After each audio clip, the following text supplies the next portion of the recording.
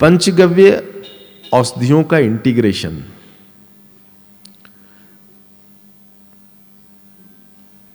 इस विषय पर बात करने के लिए बेंगलोर के एक मेडिकल यूनिवर्सिटी से एक एक्सपर्ट्स आने वाले थे कल, एवी श्रीनिवासन जी, वो नहीं आ पाए। इसलिए मैं चाहता हूँ उन विषयों को रखूँ आपके पास। विषय क्लिष्ट है, औषधियों का इंटीग्रेशंस, लेकिन कुछ उदाहरण से हम आसानी से इस विषय को समझ सकते हैं। हम सभी जिस गांव में रहते हैं या जिस शहर में रहते हैं, एक गांव का उदाहरण लेता हूं। हमारे गांव में मान लो एक पुलिया है, ब्रिज है छोटा, और वो टूट गया। क्या परिणाम आएगा? यातायात अवरुद्ध हो जाएगा, ट्रैफिक जाम हो जाएगा। आज प्रक्रिया क्या है कि गांव का पुलिया टूट गया, ट्रैफिक जाम हो गया, तब लोग क्या करते? कुछ अपनी तरकीब निकाल करके बगल से कहीं से रास्ता ढूंढ के चले जाते, या रूट डाइवर्सन हो जाता है, कर दिया जाता है। और फिर उसकी शिकायत जाती है पंचायत ऑफिस में कि भाई गांव का पुल टूट गया है, इसको रिपेयरिंग कर दो। पंचायत ऑफिस कहता है कि जी हमारे पास पैसा नहीं है, फंड नहीं है। तो वो फाइल आगे जाती है कलेक्टर के पास। कलेक्टर भी देखते हैं इसमें तो बहुत धन लगने वाला है जी, हमारे पास भी पैसा नहीं है। तब जाता है राज्य सरकार के पास, इसमें तो बहुत खर्चा है, राज्य सरकार चाहे तो फिर बनवा दे।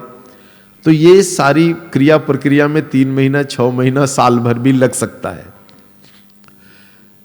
तो साल भर तक या 3 महीने तक, 6 महीने तक स्थिति क्या रहती है? लोगों को बहुत तकलीफ होता है। रोड टूट गया है तो लोग डाइवर्ट होकर के जाते हैं, या कुछ दूसरा वैकल्पिक रास्ता। आप देखते हो कहीं कोई ब्रिज टूट जाता है तो वर्षों वर्षों तक लोग तकलीफ झेलते रहते हैं। क्यों नहीं बन पाता? पैसा नहीं है। राज्य सरकार से भी नहीं हुआ तो फाइल फिर केंद्र सरकार के पास जाती है, वहां से कोई योजना आकर के बन जाए। यहां पर एक दूसरी स्थिति पर हम विचार करेंगे। दूसरी स्थिति यह है कि गांव समृद्ध है, गांव के लोगों में एकजुटता है। अब ये दोनों चीजें भारत के गांव में नहीं है। न तो गांव में समृद्धि है और न ही गांव में एकजुटता है। गांव में अगर एकजुटता है और समृद्धि है तो क्या होगा? पुलिया टूट गई, गांव के लोग आएंगे और श्रम दान से बाईपास बना देंगे तुरंत 2-4 घंटे में, ताकि लोगों को असुविधा ना हो। सबसे पहला काम करेंगे बाईपास बनाने की, और तब जाएंगे पंचायत ऑफिस में कि भैया टूट गया, इसको जल्दी से लगा दो, लोगों को असुविधा हो रही है। पंचायत ऑफिस कहेगा जी मेरे पास पूरे पुल बनाने के, ब्रिज बनाने के पैसे तो नहीं है, लेकिन काम शुरू करवा सकता हूं मैं, कुछ लाख रुपए तो है मेरे पास। तो पंचायत ने काम शुरू करा दिया। तब तक वो फाइल कलेक्टर ऑफिस के पास चला गया। कलेक्टर ऑफिस ने कहा पूरा पैसा तो नहीं है, लेकिन आपने जहां तक किया उसके आगे का काम हम शुरू कर सकते। तो कलेक्टर ऑफिस के फंड से थोड़ा सा और काम हो गया, और तब तक फाइल पहुंच गई राज्य सरकार के पास। तो जो काम बचा हुआ था राज्य सरकार की मदद से पूरा हो गया। पड़ोसी गांव को पता भी नहीं चला यहां का पुल टूट गया था और कब बन गया। लेकिन आज जो हमारे देश की परिस्थिति है, इस परिस्थितियों में अगर कोई पुल टूट जाता है तो सैंक्शन कराने में 1-2 साल का समय लग जाता है, और तब तक लोगों को कितनी असुविधाएं होती है। लेकिन यही यदि हम गांवों को समृद्ध कर दें, गांवों को एकजुट कर दें, तो कोई भी ऐसा संकट आने से गांव के लोग श्रम दान करके अल्पकालिक व्यवस्था कर सकते हैं। और गांव का जो छोटा मोटा फंड है उससे काम शुरू हो सकता है, और केंद्र सरकार से पैसा आते आते तक पूरा हो जाएगा। ऐसी ही स्थिति यदि हमारे शरीर में हो तो कितना सुंदर। बिल्कुल ऐसी ही स्थिति।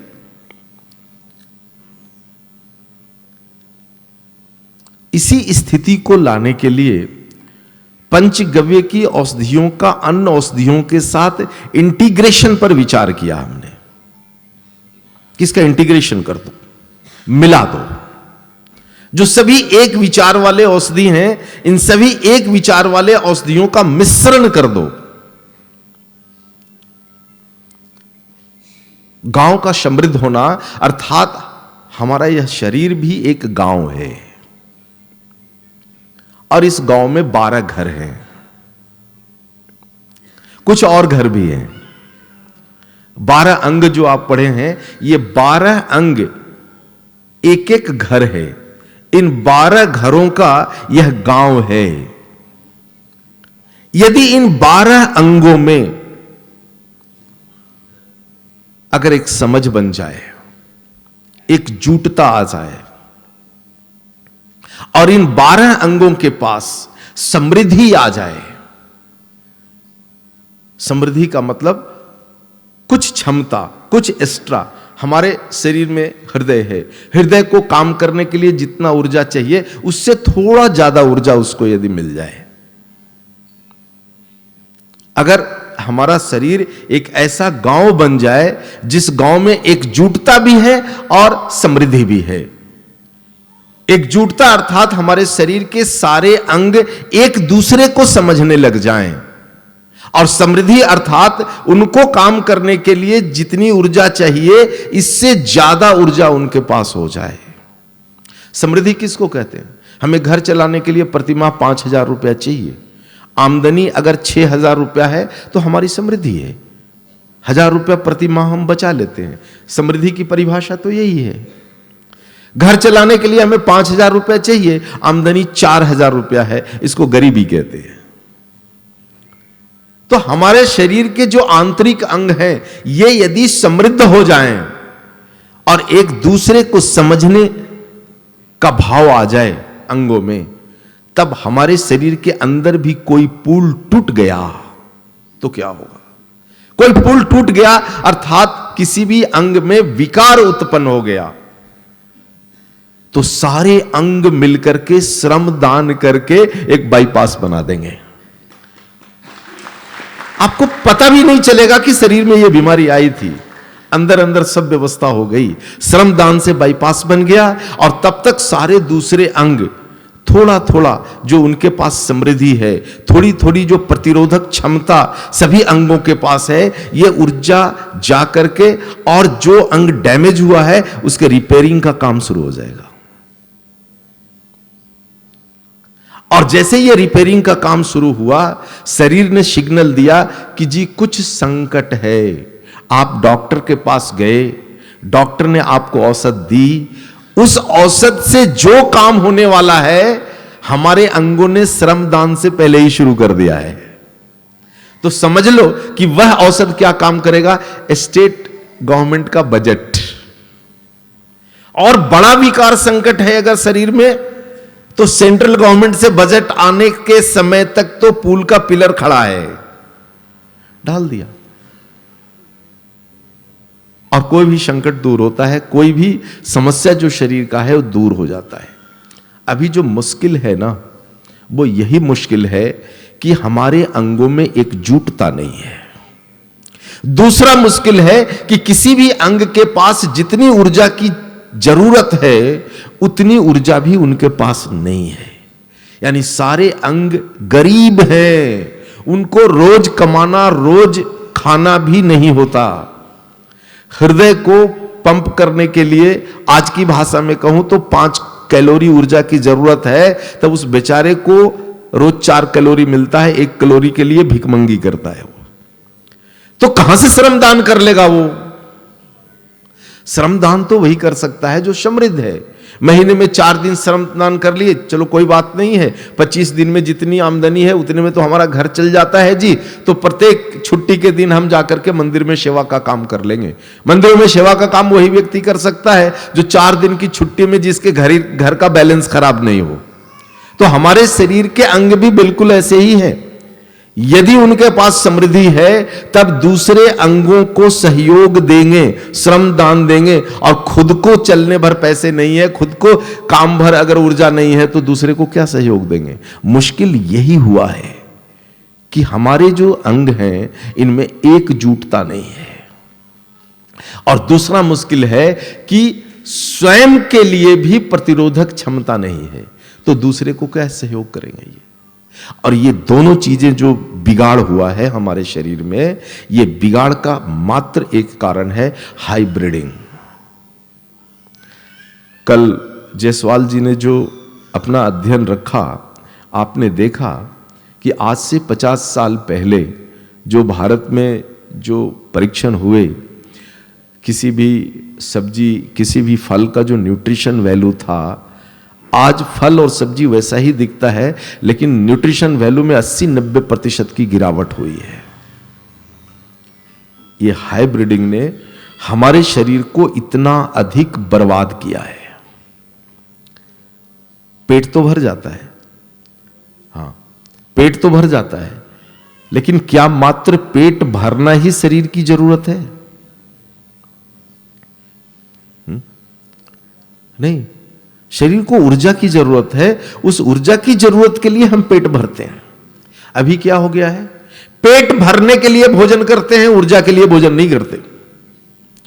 कैसे भी शाम में पेट भर जाए इसकी चिंता होती है, कल काम करने के लिए कितनी ऊर्जा की जरूरत है इसकी चिंता नहीं होती। ना तो हम चिंता करते हैं, और ना हमारी सरकारें चिंता करती है, और ना हमारे डॉक्टर चिंता करते हैं। तो हम यदि अपने शरीर में एक ऐसी स्थिति पैदा करें कि हमारे शरीर के सभी 12-15 अंगों के उपांग आपस में एकजुट हो जाएं, किस काम के लिए? श्रम दान के लिए, और सभी के पास समृद्धि आ जाए। हाँ, हृदय को 24 घंटा काम करने के लिए अगर 5 कैलोरी की जरूरत है, तो उससे प्रतिदिन 6 कैलोरी की आमदनी यदि आ गई, तब वह श्रमदान करेगा। यानी दूसरे अंग में विकार आ गया, तब दूसरे अंग में विकार आने पर भी ये अंग मदद करेंगे। अब यहां पर औषधियों का जो इंटीग्रेशन है वो किस प्रकार से काम करता है और क्यों इसकी जरूरत है। अब जो संकट हुआ है ये तो हो गया, रातों रात इस संकट से बाहर नहीं निकला जा सकता। हाइब्रिड का जो संकट है, आप चाहोगे कि 1 महीने में हम अपने परिवार को हाइब्रिड के संकट से बाहर निकाल दें, संभव नहीं है। पूरा का पूरा बाजार और पूरा का पूरा किसानों का प्लेटफॉर्म हाइब्रिडिंग से पट गया है। आप कैसे निकलेंगे इस संकट से? एक ही रास्ता है और वो है पंचगव्य औषधियों का इंटीग्रेशन। मेरी जहां तक समझ गई है और जहां तक मेरी दृष्टि गई है, कोई दूसरा रास्ता नहीं है। जब हमारे शरीर में विकार होता है और उस विकार के समय हमारे शरीर के अंगों में एकजुटता नहीं है और नहीं किसी अंग के पास पर्याप्त ऊर्जा है काम करने की, ऐसे में जब पंचगव्य औषधियों का सूक्ष्मीकरण वाला हिस्सा जब हम दे देते हैं तो शरीर में 2 कार्य होते हैं। एक कार्य होता है अंगों में एकजुटता, हाँ, क्योंकि यह जो पंचगव्य की औषध या सीधे ताजा पंचगव्य जब हमारे शरीर में जाता है तब किसी अंग विशेष के लिए नहीं जाता, यह जाकर हमारे पाचन तंत्र में जाता है और पाचन तंत्र से रक्त में घुलता है और रक्त में घुल करके सभी कोशिकाओं में चली जाती है। इसके कारण एकजुटता आती है, सभी को सम का भाव, मंदिरों में यदि हम भेद कर दें, मंदिरों के प्रवेश पर यदि हम भेद कर दें, कैसा भेद कर दें कि जी ब्राह्मण है वो तो गर्भगृह तक जाएगा, जो क्षत्रिय है वो तो मंदिर के वासल तक ही जाएगा, द्वार तक ही जाएगा, जो वैश्य है वो तो मंदिर के विमान तक ही प्रवेश उसका होगा, और जो शूद्र है वो तो मंदिर के बाहर ही हाथ जोड़कर खड़ा होगा। यदि ऐसी व्यवस्था रही तभी समाज टूटता है।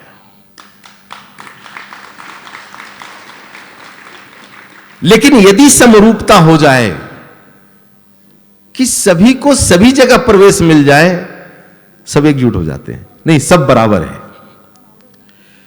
दुनिया में जितनी भी औषधियां हैं उनमें यही भेद है, और पंचगव्य की औषधियों में यही अच्छा है, एक अच्छा गुण है कि शरीर में जाकर सभी अंगों में, हमारे शरीर के खरबों कोशिकाओं में, सेल्स में समरूपता के साथ प्रवेश करके सबको एकजुट कर देता है।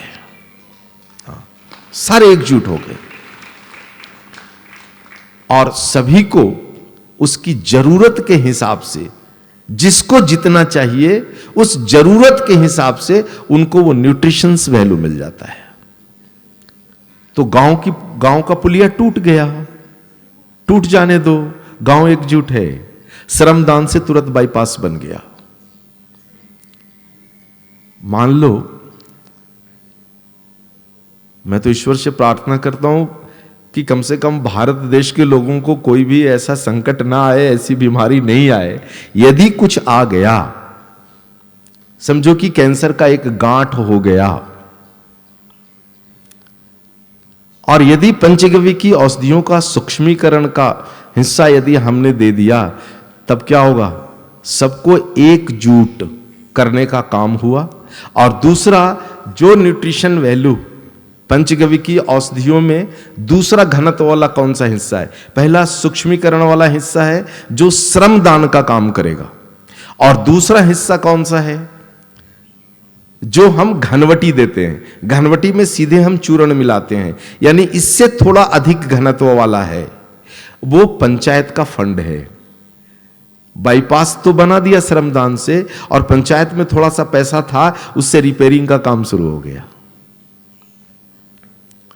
और अब जरूरत पड़ेगी ब्रिज के निर्माण के लिए बड़े फंड का, वो हमें भोजन से प्राप्त हो जाएगा। तो जैसे ही शरीर में कोई संकट शुरू होता है, यदि वह मरीज गव्यों के प्रभाव में है, तो रिपेयरिंग का काम तुरंत शुरू हो जाता है।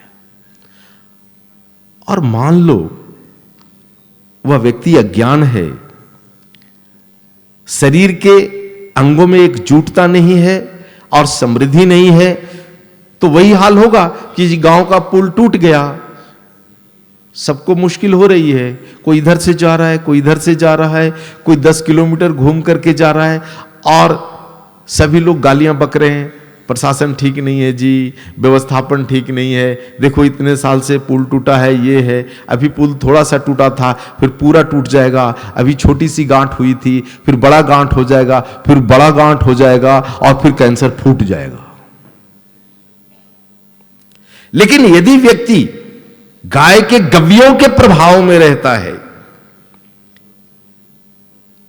तो शरीर के अंग स्वतः श्रम दान करके एक बाईपास का निर्माण कर लेंगे। पंचगव्य में जो घनवटियां हैं, जिसमें ज्यादा घनत्व वाली वनस्पतियां हैं, ये पंचायत के फंड की तरह काम शुरू कर देंगे रिपेयरिंग का। और जब व्यक्ति किसी गविसिद्ध के पास जाएगा, ऐसा मरीज, और गविसिद्ध जब उसको और भी कई औषधियां लिखेगा, तो समझ लो वो कलेक्टर ऑफिस का फंड है, थोड़ा काम और ऊपर उठेगा। और यदि आपने उसको पथ्य का निर्धारण कर लिया, यानी न्यूट्रिशन की पूरी सप्लाई कर दी, जैविक अनाज, फल फूल और सब्जियों के माध्यम से, तो ब्रिज बनने का पूरा फंड मिल गया।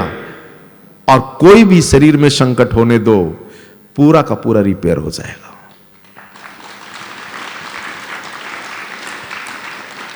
यही है पंचगव्य औषधियों का दूसरी औषधियों के साथ इंटीग्रेशन का सूत्र।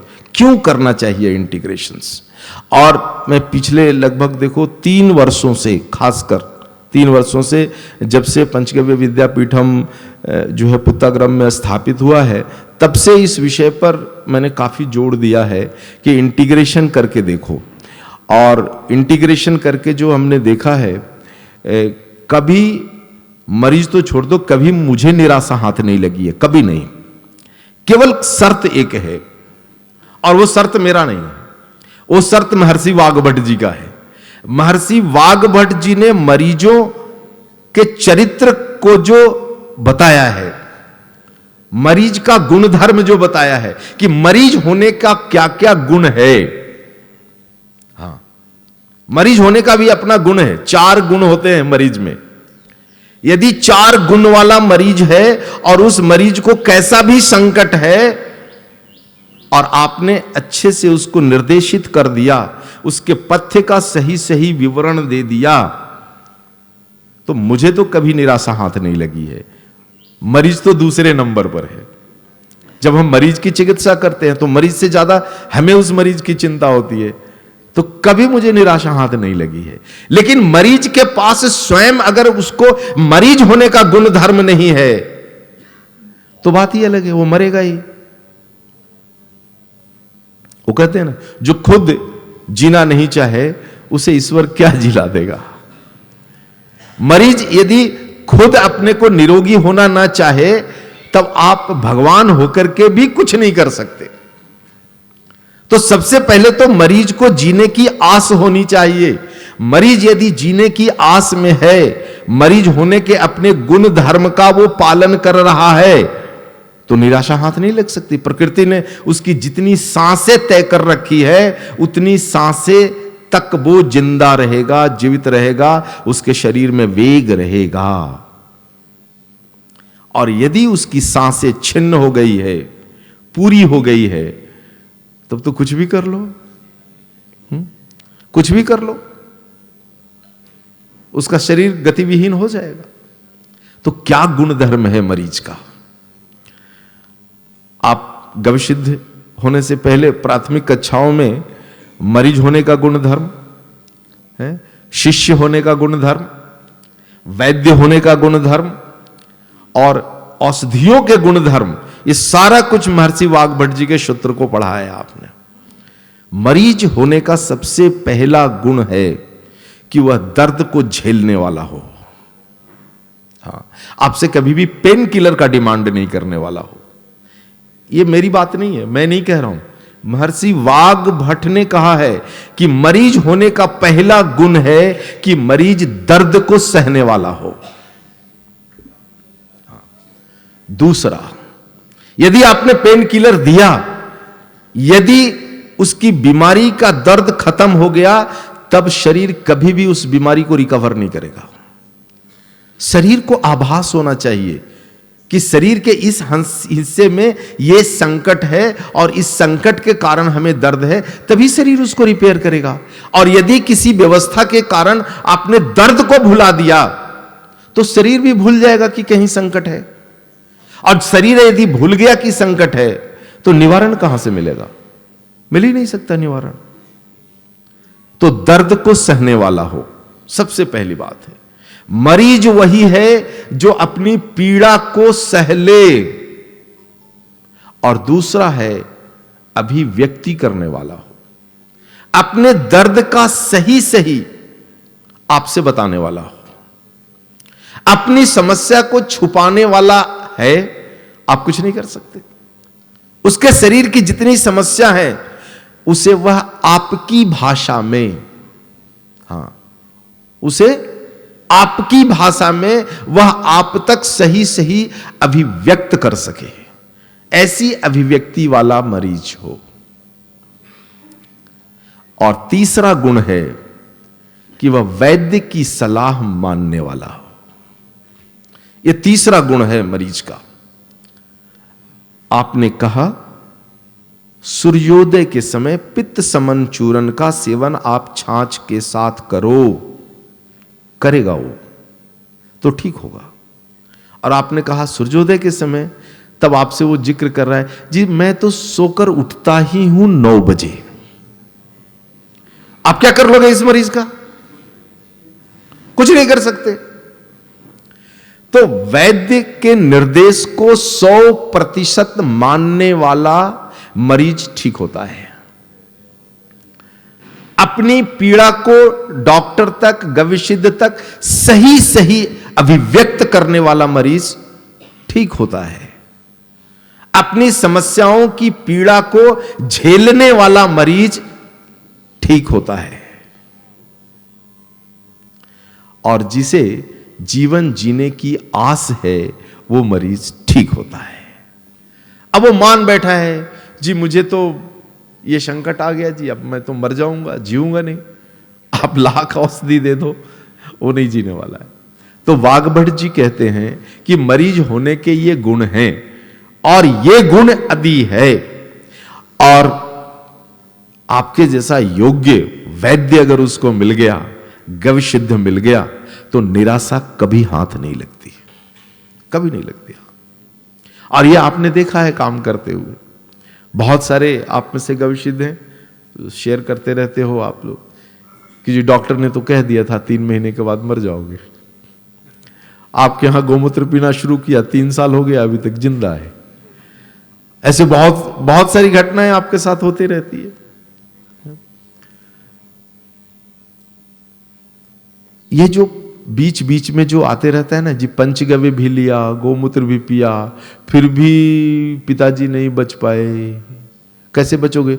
बचेंगे? तुम्हारे पिताजी को रोगी होने का कोई गुण धर्म तो था ही नहीं, तो क्या कर लेगा गविसिद्ध, और क्या कर लेगी पंचगव्य की औषधियां, और क्या कर लेगी गाय, क्या हो जाएगा प्रकृति से? तो जो मरीज आते हैं उनमें ये भाव जागृत करो आप कि आप बीमार हो, मरीज हो, तो ये 4 गुण विकसित करो अपने में। ये 4 गुण यदि आपने विकसित कर लिया, तब आपके लिए हम कुछ कर सकते। और ऐसे में पंचगव्य की औषधियों का इंटीग्रेशन पार्ट आप लगा दो। समय और है क्या? 3 मिनट ही समय है। एक और विषय था, अब इसी में से ले लो। हाँ, इसी में से कोई बाइट्स ले लो मीडिया के लिए। औषधियां जो सूक्ष्म है, सबसे सूक्ष्म है, वो कौन है? मात्र औषध, जो अभी हमने तैयार किया है, सबसे सूक्ष्म है। उससे ऊपर कौन है? अर्क और घनवटी, थोड़ा अधिक घनत्व वाला है। उससे ऊपर आयुर्वेद की औषधियों का इंटीग्रेशंस या सिद्ध चिकित्सा की औषधियों का इंटीग्रेशन, ये क्या है? उससे भी ज्यादा घनत्व वाला है। और उससे ज्यादा घनत्व वाला कौन है? भोजन व्यवस्था। सबसे घनत्व वाला कौन है? भोजन यानी मिट्टी। उससे थोड़ा कम घनत्व वाला कौन है? आयुर्वेद या सिद्ध चिकित्सा की औषधियां। ये क्या है? जल है। और उससे ऊपर चले गए तो पथ्य। तो जैसे पृथ्वी का शरीर घनत्व से सूक्ष्मता की ओर जा रहा है, हमारा शरीर भी घनत्व से सूक्ष्मता की ओर जा रहा है। यह दिखने वाला शरीर कौन है? भूमि। इस शरीर को किसने बांध रखा है? शरीर के अंदर का 68% जल ने इस स्थूल शरीर को बांध के रखा है, कम घनत्व वाला। और उससे कम घनत्व वाला कौन है? अग्नि, जो इस शरीर को जिसने गति दिया है। और उससे भी सूक्ष्म कौन है? इस शरीर के अंदर का वायु और इस शरीर के अंदर का आकाश, जो दृश्य में नहीं है। तो जैसे 5 अलग अलग घनत्व वाले तत्वों से यह शरीर बना है, यदि हम 5 अलग अलग घनत्व वाले औषधियों का उपयोग इस शरीर पर कर दें, एक साथ काम शुरू हो जाता है। गांव का पुल टूटा, श्रमदान भी आ गया, पंचायत का फंड भी आ गया, कलेक्टर ऑफिस से पैसे भी आ गए, राज्य सरकार से भी पैसे आ गए और केंद्र सरकार से भी पैसे आ गए, रातों रात ब्रिज बन गया। यही फॉर्मूला इसमें डाला। कल्पना करो आप, सब एकजुट हो गए, रात में पुल टूटी थी, मालूम हुआ अगले दिन बन गया। यदि हम पंचगव्य के औषधियों का इस घनत्व वाले औषधियों के साथ इंटीग्रेशंस करते हैं और शरीर में कोई विकार होता है तो रातों रात उसका समाधान शरीर में निकल आता है और स्थूल शरीर को पता भी नहीं चलता कि क्या बीमारी आई और कब गया। तो आज का जो संकट है कि हमारे भोजन से उसकी गुणवत्ता गायब है, पानी से धातु गायब है, वायु से प्राण गायब है और आकाश जो बिल्कुल शांत होना चाहिए कृत्रिम ध्वनि तरंगों के यातायात से भर गया है। तो ऐसे में आपको इंटीग्रेशंस की जरूरत है। तो आप इंटीग्रेशन की ओर बढ़ें तो हम पूरे संसार को, मात्र भारत को नहीं बल्कि पूरे संसार को एक अद्भुत चिकित्सा पद्धति का संयुक्त समीकरण दे सकते हैं। जहां तक मेरी दृष्टि और समझ गई है, वर्तमान में अन्यत्र कोई रास्ता नहीं है और मुझे लगता है कि आने वाले कई वर्षों के बाद दुनिया के डॉक्टरों को यह बात समझ में आएगी। तो इसी के साथ समय भी हो गया है। इस विषय को यहीं पर, देखो विषय पूर्ण तो नहीं होता है लेकिन समय के साथ इस विषय को यहीं पर हमें पूर्ण करना पड़ेगा। आप लोग इस क्षेत्र में आए, बहुत अधिक संख्या में आए, आप लोगों ने समझा। मैं तो यही मानूंगा कि आप लोगों ने समझा है क्योंकि आपके तरफ से कोई हरकत नहीं आई पूरे क्षेत्र में। मैं यही कहूंगा कि इन विषयों का जो है इम्प्लीमेंटेशन आप करो। किसी भी विषय को कई वर्षों तक बिना जांचे परखे समझे मैं नहीं रखता हूं। पूरा जांचा परखा हुआ विषय है।